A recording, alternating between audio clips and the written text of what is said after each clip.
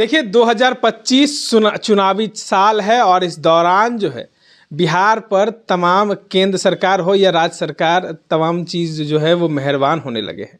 केंद्र सरकार ने बिहार के बजट में इतना बिहार को दे दिया कि अब सभी जगह जो है तारीफ हो रही हैं, कहीं विपक्ष जो है इस पे आलोचनाएं कर रहा है। महाराष्ट्र के कई लोग जो है वो कह रहे हैं कि बजट में सिर्फ बिहार के लिए आया है और कुछ नहीं। अब चर्चा करने के लिए हमारे साथ पूर्व IPS अधिकारी अमिताभ कुमार दास जी हैं। चुनावी साल है और चुनावी साल में बिहार को तो मिल गया, बहुत कुछ मिल गया। देखिए मतलब ये चूना लगाया है निर्मला सीतारमण ने बिहारियों को, 13 करोड़ बिहारियों को चूना लगाया गया है। पान में चूना लगता है है ना। ये लोग जो नेता होते हैं ना, बिना पान के भी चूना लगाते हैं, ये इनकी खासियत होती है। पान में चूना, जो पनवाड़ी होता है ना, चौरसिया पान भंडार में जो बैठता है वो लगाता है पान में चूना। नेता लोग बिना पान के सिर्फ चूना लगा देता है। निर्मला सीतारमण को देखिए, इस साल बिहार में चुनाव है अभी नवंबर महीने में, और इन लोग की नौटंकी देखिए। वो बिहार की साड़ी पहन के आई थी, मधुबनी प्रिंट की साड़ी। एक बिहार की महिला कलाकार हैं दुलारी देवी, उनकी मतलब गिफ्ट की गई साड़ी में, है ना। और बिहारी साड़ी आ रही है और पूरा जो गोदी मीडिया है एकदम जय जयकार कर रहा है, बिहारी साड़ी में आ गई, बिहारी साड़ी में आ गई। मैं तो ये भी इंतज़ार कर रहा था कि पर्स से लिट्टी चोखा निकाल के भी निर्मला सीतारमण खाने लगे, कि मैं सिर्फ लिट्टी चोखा खाती, है ना।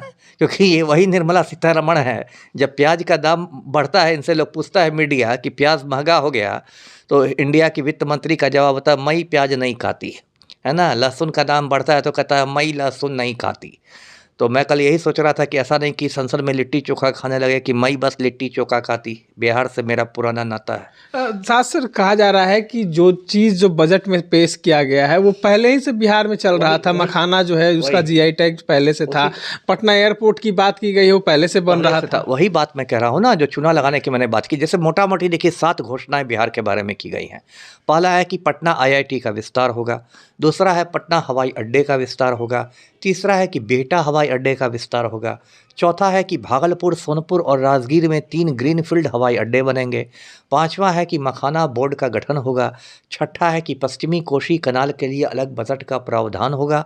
और सातवां है कि national food institute of India जो है उसकी एक इकाई बिहार में स्थापित हो गई। मोटा मोटी यही 7 घोषणाएं हैं जो बिहार के संदर्भ में महत्वपूर्ण है।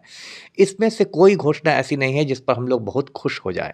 जैसे ये जो विस्तार वाली बात है, ये एक रूटीन चीज़ है। जैसे जैसे यात्रियों की भीड़ बढ़ती है वैसे वैसे हवाई अड्डों का विस्तार होता है। ये कोई मतलब नहीं है, ये सब बहुत पहले से ये चली आ रही है चीज़ है। मखाना बोर्ड की बात भी बहुत पहले से है। बिहार सरकार ने, जैसे आपने कहा, पहले से मखाना को GI टैग मिल चुका है। मखाना को लेके एक वाइट बॉल रिवॉल्यूशन कहते हैं मखाना के क्षेत्र में, वो पहले से वो चली आ रही है। और देखिए ये लोग क्या खेल खेलते हैं, जनता को समझना जरूरी है। ये लोग किसी भी घोषणा में लोग समय सीमा नहीं बताते हैं, डेडलाइन नहीं बताता है। मान लीजिए मखाना बोर्ड का गठन होगा, ठीक है, होगा, कब गठन होगा? 50 साल बाद कि 100 साल बाद कि 200 साल बाद? या फूड इंस्टीट्यूट जो बनेगा बिहार में, क्या उसके लिए जगह का ऐलान हुआ? नहीं। उसका तो भूमि अधिग्रहण, भूमि चयन, ये सब में ही 100 साल बीत जाएंगे। तो ये सब देखिए इसको विशुद्ध भाषा में कहें समझने में, तो ये सब जुमलेबाजी होती है, हवाबाजी होती है। दर्शकों को याद होगा 2015 विधानसभा के समय मोदी जी आए थे, यही पटना में, मुझे लगता है गांधी मैदान में रैली थी, और उन्होंने बिल्कुल सम्राट की तरह कहा था कितना चाहिए बिहार को, बोलिए कितना चाहिए, 50,000 करोड़, 75,000 करोड़, ये करोड़। अंत में मुझे लगता है 1.25 करोड़ उन्होंने दिया था। वो क्या पैकेज आज तक बिहार को मिला? और सबसे बड़ी बात कि देखिए पलटू राम के लिए तो आज बड़ा मतलब शर्म का दिन होना चाहिए कि ये लगातार बिहार को विशेष राज्य का दर्जा की मांग करते आए हैं ना। आज तो खुद ये भारत सरकार में भी भागीदार हैं। मोदी सरकार में जो जदयू के 2 मंत्री हैं, ललन सिंह भी है, रामनाथ ठाकुर भी हैं।